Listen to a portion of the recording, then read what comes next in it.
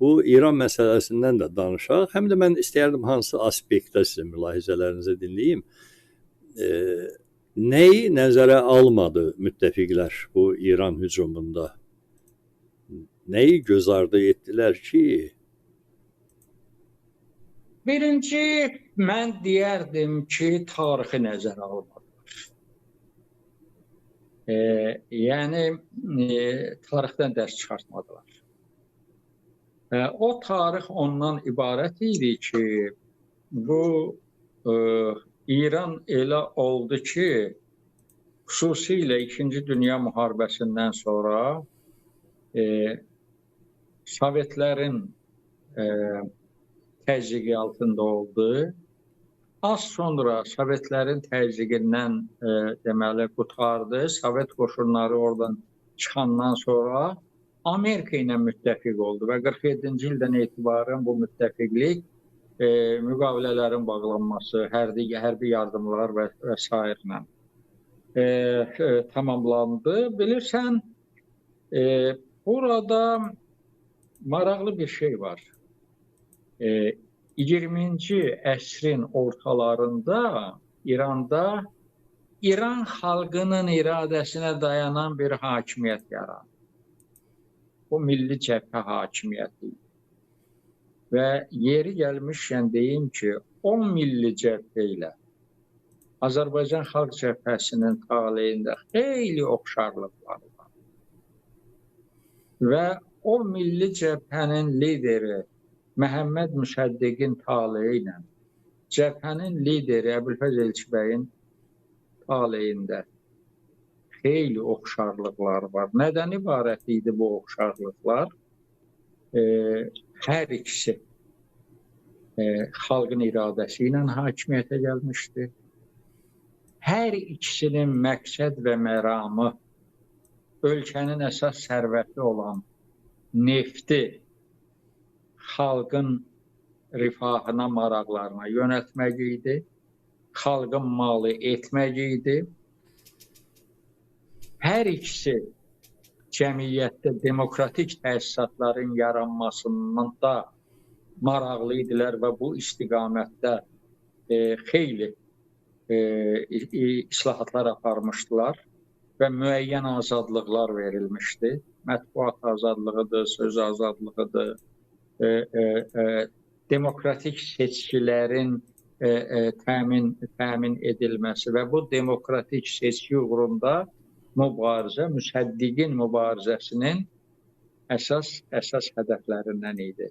Hər ikisi xarici müdaxilə nəticəsində devrildi və hər ikisi devriləndən sonra öz kəndinə getdi. Görsənmi? Necə oxşar cəhətlər. Və məsələ nə idi? Məsələ bu idi ki, Müsəddiqin 51-ci ildə İranın neft sənayesinin milliləşdirməsi Britaniya daxil olmaqla Qərbin maraqlarına toxunur. Və nə qədər ki, demokratlar hakimiyyətli idi, yer gəlmişkən buna xüsusi bunun altını çizmək lazımdır. Harry Truman hakimiyyətli idi. İngilislər onları nə qədər istədilər ki, o anti-İran koalisiyasına qoşa bilmədilər. Harry Truman dedi ki, biz Amerikalılar istiqlaliyyət uğrunda mübarizə aparmış bir ölkəyik. Biz istiqlaliyyət uğrunda mübarizə aparan kimsəyə qarşı dayana bilmərik. Onlarla vuruşa bilmərik. Və az sonra 52-ci ilin noyabrında seçkilər oldu. Respublikaçılar hakimiyyətə gəldi. Dwight Eisenhower hökuməti yarandı. Və bu zaman İngilislər Amerikalıları bu işə cəlb etməkdən ötürü nefti zadı qoydular bir kənara. Belə bir proyekt işlədilər ki, İranda kommunist təhlükəsi var. Biz bu kommunist təhlükəsinin qabağını almasaq, Sovet İttifaqı İranı tutacaq. Tuğdə vasitəsilə. Halbuki Sovet İttifaqının belə bir niyyəti yox idi. Sovet İttifaqı 46-cı ildə İrandan məğlub formada çıxmışdı və Sovet İttifaqının nəzarətində olan Tudə partiyasının İranda hakimiyyətə gəlmək şansı yox idi. Çünki Politbüro Tudənin vəziyyəti müzakirə eləyəndə orada maraqlı bir fikir var idi ki, İranda Tudə partiyası o qədər zəifləyib ki, hətta Müsəddiqin və Ayətullah Kaşaninin fəhlə sinifinə təsiri Hizb-i Tudə-i İrandan daha güclüdür. Və belə olanda bu necə deyək hakimiyyətə gələ bilər. Amma bu kommunist təhlükəsi yox idisə də bunu yaratmaq lazım idi. Uydurmaq lazım idi. Yaratmaq yerinə düşmür. Uydurmaq lazım idi.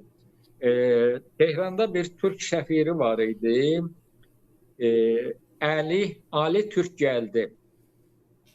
O bir dəfə Müsəddiqlə görüşəndə çox maraqlı söhbət oldu. Elə Tudə haqqında da söhbət oldu. Amma bu Türk səfiri soruşdu ki, Müsəddiqdən, bu Amerikalılara münasibətiniz necədir? Və bu da dedi ki, qayət onlar yaxşı adamlardılar, amma onlar da istismar tiryekin dadı var.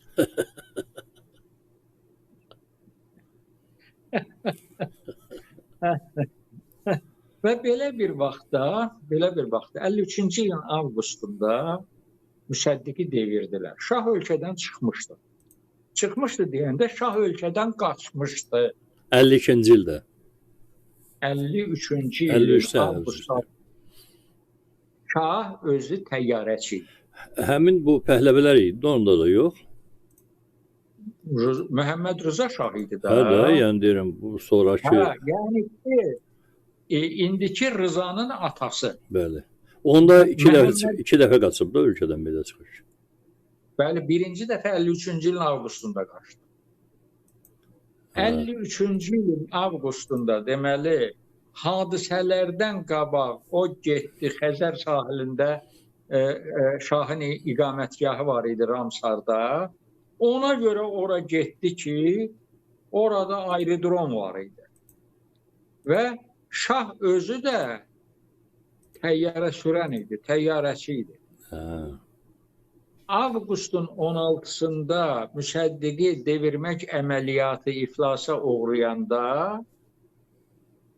balaca təyyarə ilə deməli həyat yoldaşın Süreyya Bəxtiyarını və mindirdi və özü ilə bərabər özü idarə elədi təyyarəni, gəldilər Bağdada. Və Bağdada gələndə deməli Amerika səfiri bundan gələcək planlarının nə olmasını soruşanda bu dedi ki, mənim xaricdə elə bir böyük əmlakim, vəsaitim yoxdur.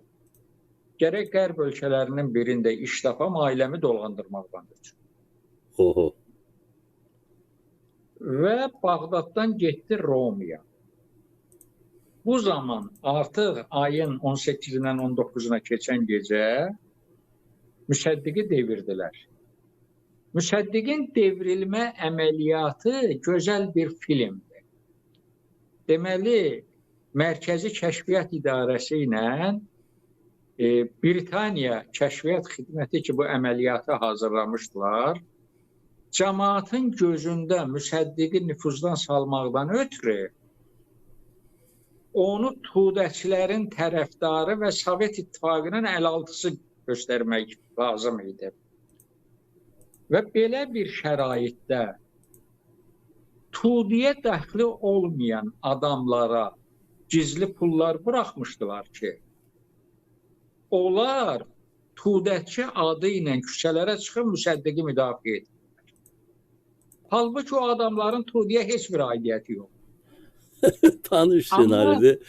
Mənim üzr istəyirəm, nə baxımdan deyirəm tanış senaridir. Bir neçə Azərbaycanda da elə bir şey olub. Deməli, Hansı bir dustaq içərdən bəyanat verir ki, mən Xalq Cəbhəsinin üzvlüyündən istefa verirəm. Adam ümumiyyətlə Xalq Cəbhəsinə dəxli yoxdur. Amma deyir ki, mən oradan istefa verirəm. Belə bir şeylər olmuş. Qənimət bəy, Eisenhower hökumətinin razılığı ilə Mərkəzi Kəşfiyyat İdarəsi çevrilişə o qədər dollar buraxmışdı ki, Tehran bazarında dollar ucuzlaşmışdı. Təsəvvür edirsinizmi? Və belə olanda ayın 19-unda deməli bunlar o şəbəkə ki, pulla böyük bir şəbəkə almışdılar. Dini, məsələn, çox yüksək rütbəli ayətullalara gizli pullar vermişdilər və o çevriliş devrində onlar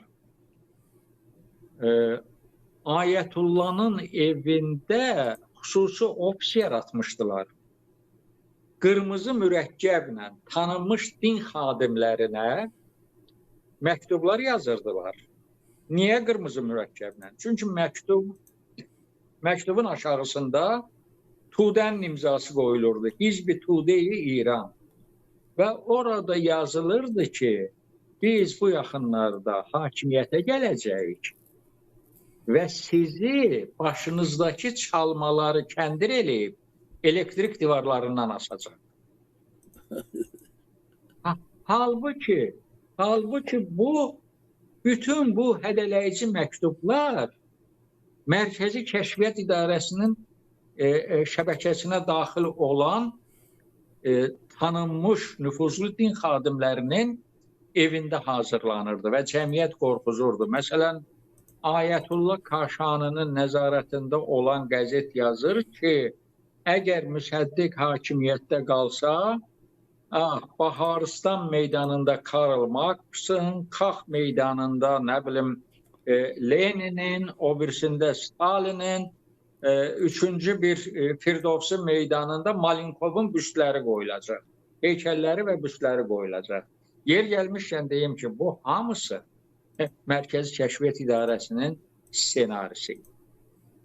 Və nəticə etibarilə Müsəddiqi devirdilər. Və şahı da gətirdilər, Romadan gətirdilər İrana. Şah deməli hakimiyyətin bərpa eləyəndən sonraki öz çıxışında birinci nə dedi? Mən deməli taxt-ı tacın qorunması üçün birinci Allaha borcluyam. İkinci deməli ikinci orduma borcluyam. Üçüncü də Amerikalılara borcluyam. Və 53-cü ildən 79-cu ilə qədər şah oldu Amerikanın oyuncağı. 25 il Amerika bu vəziyyətdən istifadə edə bildi. Amma deməli İngilislərin səfirliyin ki çıxartmışlar, diplomatların çıxartmışlar. Müsəddiq devriləndən sonra Britaniya diplomatik nümayəndə ki göndərdi noyabr ayında Tehranda İngilis səfirliyini açmaqdan ötürü. Noyabrda gəlib adam dekabrda Xarici İşlər Naziri Antoni İdenə məktub yazır ki, kimlə görüşdü, neynədi? Amma deyir ki, burada əhali arasında devrilmiş Müsəddiq hökumətinin nüfuzu daha böyükdür. Nəinki görevdə olan Fəzlullah Zahadi hökuməti. Yəni, hətta devriləndən sonra da əhali Müsəddiq hökumətinin arxasındaydı. Sadəcə olaraq Müsəddiqi İran xalqı yox, Amerikan İngiliz kəşfiyyat orqanları və onların pulları devrildi. Onlar 25 il şahdan oyuncaq kimi istifadə etdilər. Amma İslam inqilabı baş verdi də 78-79-cu ildə şah ikinci dəfə ölkəni tərk etdi. Necə ki 46-cı ilin dekabrında Sovetlər İranı itirmişdi, 79-cu ilin əvvəllərində də Amerikanlar itirdilər İranı və uzun müddətə, hətta bugünə qədər. İndi o sonraki məsələlərlə bağlı sualın olsa deyirik, olmasa hələlik bu məlumatı. Siz o mənbələrini soruşdum, mən dedim o mənbələri. Yox, hələlik yekunlaşdıraq əlbəttə. Bütün bunları hesab verirəm ki, hansısa kontekstdə yox, ümumiyyətlə biraz daha konseptual təqdim edə biləcəyimiz bir söhbətin özü olmalıdır. Məncə bəlkə bu məsələləri nə bilim, yaxın bir həftə 10 gün ərzində bir daha geniş şəkildə danışaq hər halda.